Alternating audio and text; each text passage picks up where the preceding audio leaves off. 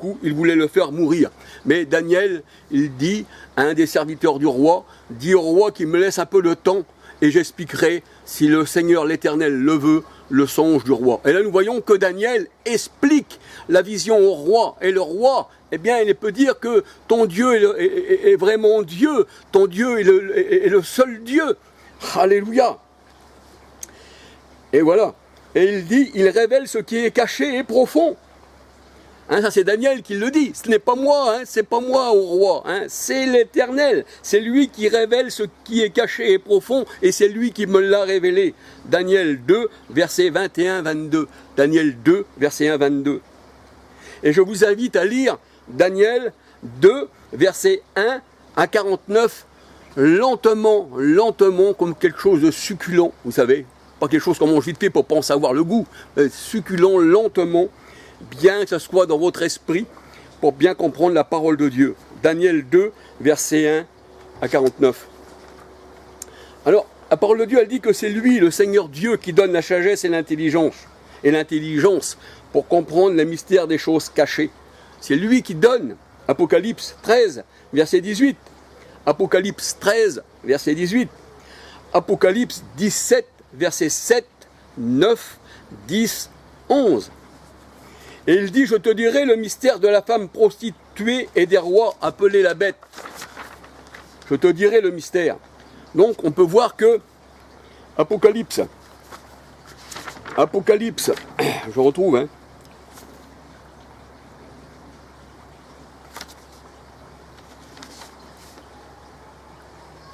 Alors on va pouvoir voir que Apocalypse 17, versets 7, 9, 10, 11, et bien que les mystères de la femme prostituée et des rois appelés la bête nous ont été révélés. Et c'est là que le Seigneur dit, c'est ici la sagesse. C'est ici la sagesse. Hein, c'est ici l'intelligence. Quand il parle dans Apocalypse 17, 5, on peut regarder jusqu'à 12 hein, par là. Hein, c'est ici l'intelligence. Donc le Seigneur dit qu'il faut avoir une intelligence que Dieu nous donne pour connaître les mystères de sa parole. Alors Paul prie pour que l'église de Colosse ait la connaissance et les mystères de Dieu. Et il dit aux Colossiens, nous ne cessons de prier pour vous. Nous demandons que vous soyez remplis de connaissance de sa volonté et de toute sagesse et de toute intelligence spirituelle. Pas une intelligence charnelle, mais spirituelle. Pour marcher d'une manière digne du Seigneur et lui être entièrement agréable. Portons des fruits, parce que sinon, si on n'a pas la révélation, on ne peut pas porter de fruits. On va emmener les gens dans l'erreur. Donc, il nous faut une révélation. Portons des fruits en toutes sortes de bonnes œuvres et croissons par la connaissance de Dieu. Croissons pas par notre connaissance, mais la connaissance de Dieu. Colossiens 1, verset 9-10. Colossiens 1, verset 9-10. 2 Corinthiens 12, verset 1, 2, 3 à 10.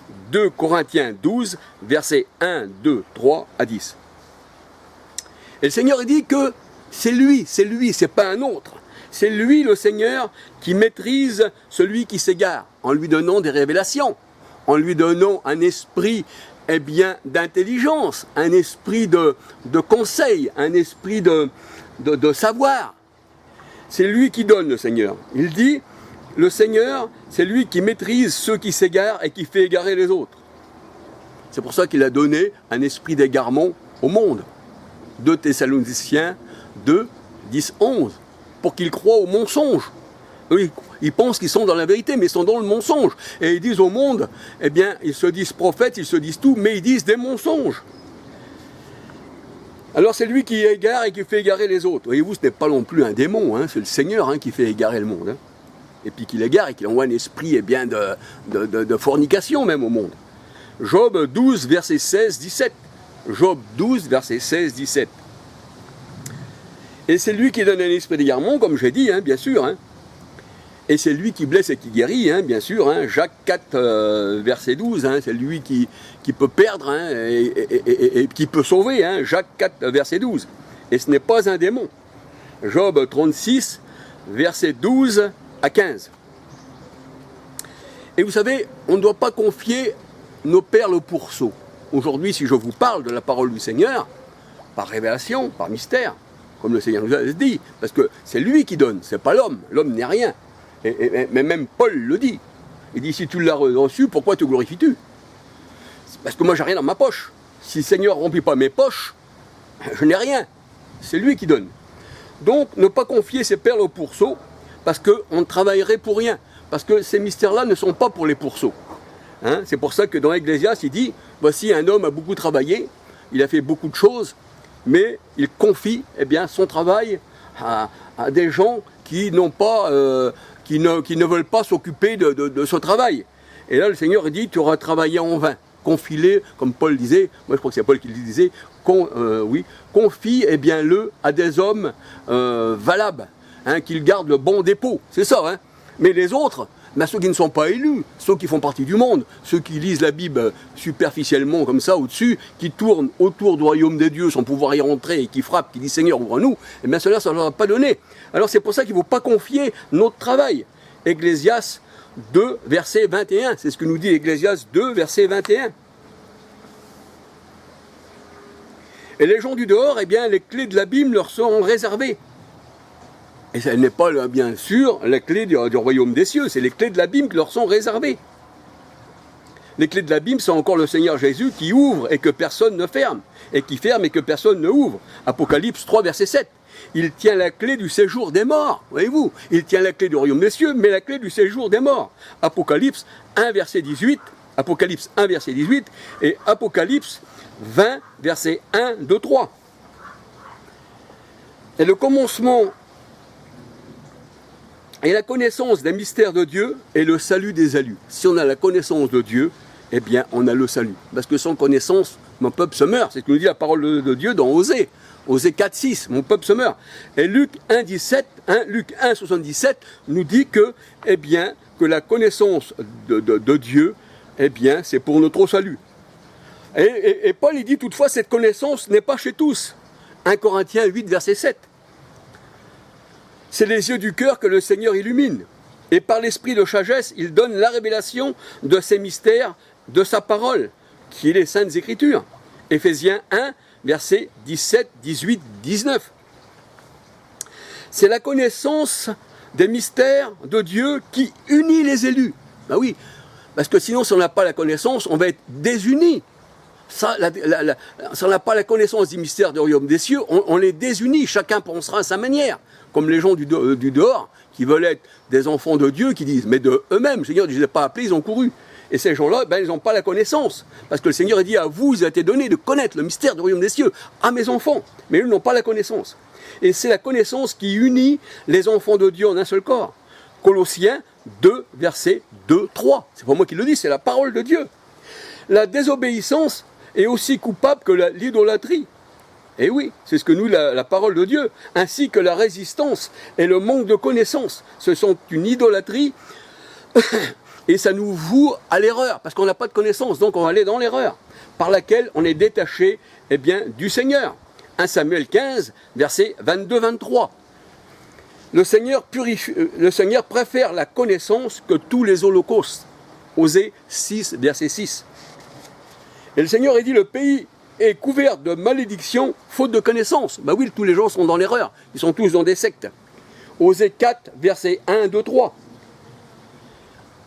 Et les animaux de la mer, disparaissent. C'est ce que nous dit le Seigneur. Dans Osée, versets 1, 2, 3. Les animaux disparaissent. Et les animaux, c'est l'homme animal qui disparaissent de la mer, qui la mer représente, Apocalypse 17, 1, 15, les grandes eaux, les foules, les nations.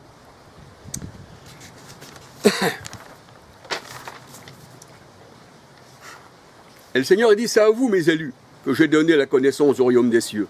Matthieu 11, verset 25. Apocalypse 1, verset 1 et Deutéronome 29, verset 29.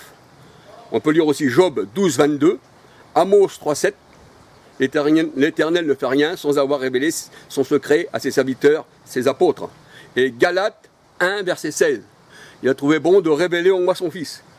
Et les disciples demandaient au Seigneur, pourquoi parles-tu en parabole aux païens, les scribes et les pharisiens, bien sûr. Jésus leur répondit, parce que à vous, il vous a été donné de connaître le mystère du royaume des cieux. Cela, à eux, ne leur a pas été donné. C'est pourquoi je leur parle en parabole. C'est pour ça que la parole de Dieu, c'est toujours des paraboles, c'est des mystères cachés dans la parole de Dieu, mais révélés à ses enfants. Et il dit, eh bien, ça ne leur a pas été donné. C'est pourquoi je leur parle en parabole, en mystère caché, hein, afin qu'en voyant, ils ne voient pas, ils ne voient point, et qu'en entendant, ils n'entendent point. Et pour eux s'accomplit la parole d'Ésaïe. Vous entendez de vos oreilles, vous regardez de vos yeux, et vous ne verrez point. Mais heureux vos yeux spirituels, parce qu'ils voient, et que vos oreilles entendent. Le Seigneur disait à ses disciples. Jésus disait cela des pharisiens qui refusaient de voir ses miracles, hein, et qui ont rejeté sa parole. Matthieu 13, versets 10 à 17. Alors il est vrai que son mystère de Dieu, il est vrai que si le Seigneur ne nous révèle pas ce qu'il veut nous parler dans sa parole, ce qu'il ne nous dit pas ce qui est, on est comme des brebis égarées. On serait même, on ne connaîtrait rien de la parole. Voyez-vous, c'est pour ça que le Seigneur il nous révèle. Mais on est comme des enfants dans la parole aussi. Parce que le Seigneur dit celui qui va dans la parole, il est comme un enfant. Au départ, on vous donne du lait. Et des fois, le lait, on le recrache parce qu'on ne comprend pas trop la parole de Dieu. Mais ensuite, avec une nourriture solide et on ne reste pas enfant, le Seigneur il dit après, tu deviens un homme accompli dans la parole et dans les mystères du royaume des cieux, voyez-vous. Et voilà. Donc on peut dire que la connaissance et l'amour vont ensemble. Quoique la connaissance, le Seigneur a dit, disparaîtra, c'est vrai. La connaissance disparaîtra. C'est ce qui est écrit dans 1 Corinthiens 12, je crois. 1 Corinthiens 12, enfin c'est dans les dons, tout ça. Hein, c'est-à-dire, seul l'amour, voilà. Mais c'est l'amour, le Seigneur a dit, l'amour et la connaissance du Christ. Parce que même encore aujourd'hui, si on n'aurait pas les connaissances du mystère du royaume des cieux, et qu'on ne connaisserait pas tout ça, ça nous est aussi donné par l'amour, on ne pourrait pas parler aujourd'hui, voyez-vous. Mais le Seigneur a dit, j'ai d'autres brebis, elles entendront ma voix, elles ne font pas partie de ce pâturage, mais elles viendront à moi, elles n'écouteront pas la voix d'un étranger, elles n'écouteront pas de ceux qui parlent selon la chair, elles n'écouteront pas cela, parce que cela les emmène à la mort. Le Seigneur, il dit que l'évangile aussi, bien sûr, est une odeur de vie pour ceux qui sont destinés à la vie, mais aussi une odeur de mort pour ceux qui sont destinés à la mort. Alors, mais je dis, mais Seigneur, alors, tu es grand en vérité, parce que l'évangile, c'est une épée. Je suis venu mettre la division, dit le Seigneur. Le père contre la mère, la fille contre la mère, et les frères contre les sœurs, voyez-vous. Et le Seigneur a dit, je suis emmené emmener l'épée, je suis emmené la division, je suis emmené, non la paix, mais je suis emmené la guerre, voyez-vous. Et ça, c'est une guerre spirituelle qui s'est passée aussi au temps du Christ, et qui aujourd'hui, malgré que le monde est vaincu, Jean 16, 33, continue toujours ce serpent, à se débattre et à essayer de mordre, voyez-vous. Donc voilà, que le Seigneur vous bénisse, que le Seigneur vous garde, qu'il vous protège, qu'il illumine les yeux de votre cœur. Et puis, s'il me donne dans mon cœur encore à parler, je parlerai. Mais vous savez, moi je ne peux pas vous convaincre, je ne suis qu'un homme. Maintenant, si vous trouvez que ces paroles-là, ça vient du Seigneur, et voilà, si pour vous, je ne suis pas apôtre, comme la parole de Dieu elle dit, c'est ce qu'il disait Paul, je ne le suis pas moins pour d'autres. Parce que Dieu m'a jugé bon de me mettre là où je suis, parce que je suis un élu avant la fondation du monde. Éphésiens 1, verset 4. Et un élu, en principe, il ne peut dire que les choses que son Seigneur lui donne à dire. Et là, on voit que sans lui, la parole de Dieu nous dit, sans Christ, on ne peut rien faire. Dans Jean 15, si on ne reste pas attaché à lui, puisqu'il est la vigne, Jean 15, 1, et que nous sommes les sarments, si on n'est pas attaché à lui, dans ses révélations, dans tout ce qui est, il nous prend et il nous met au feu. Et même déjà Jean-Baptiste disait, déjà en ce temps-là, la hache déjà est mise à la racine des arbres. Et la racine des arbres, c'est les religions. Parce que on est l'olivier spirituel. C'est pour ça que le Seigneur a dit, toi l'olivier sauvage, tu as été greffé sur l'olivier franc qui est Israël. Et maintenant tu as part à la sève. Et il dit, si les racines sont saintes, les branches le sont aussi. Ça veut dire que si les racines sont malsaintes, les fruits que donnent ces gens-là le seront aussi, ça sera des fruits malsains. Le salut vient des Juifs, le salut vient pas de Rome, il vient pas d'une religion faite de main d'homme, parce qu'on est élu avant la fondation du monde. Le salut vient de Christ. Il est notre salut. Je suis la vie et la résurrection. Celui qui croit en moi, des sources de vie couleront en son sein. Mais gloire au Seigneur, gloire à son nom. Alors voilà mes amis, que le Seigneur vous bénisse, que le Seigneur vous garde et que le Seigneur vous protège. Puis si vous avez des petits commentaires à faire, ce que j'aime beaucoup aussi, vous pouvez le faire sur mes vidéos. Que le Seigneur vous bénisse. Et puis si vous avez des questions, Si le Seigneur me donne à répondre, hein, je ne suis pas, non, hein, je ne suis pas, comment on va dire, les choses révélées sont à nous, il dit le Seigneur, mais les choses cachées sont à l'Éternel. Mais si le Seigneur me donne des révélations sur les sujets que vous allez me poser, et si je puis répondre selon la parole du Seigneur, parce que vous savez, le Seigneur il donne à chacun, eh bien j'essaierai de répondre. Ou si vous avez aussi des fois des choses à me dire, parce que vous savez, on peut donner, mais aussi on peut recevoir aussi, parce que le Seigneur il nous le dit, ça, voyez-vous. Et si vous avez des choses aussi à me dire, et puis qui peut m'édifier encore dans ces choses-là, bien gloire au Seigneur. Vous savez, c'est ça l'instruction, c'est de s'instruire les uns les autres, et ne pas être rebelle à la parole de Dieu. On peut être rebelle à un homme, oui, parce que sinon on aurait des gourous, oui, non. Mais on n'est pas rebelle à la parole du Christ. Alors, gloire à son nom, et puis qu'il vous bénisse. Et peut-être à la prochaine vidéo.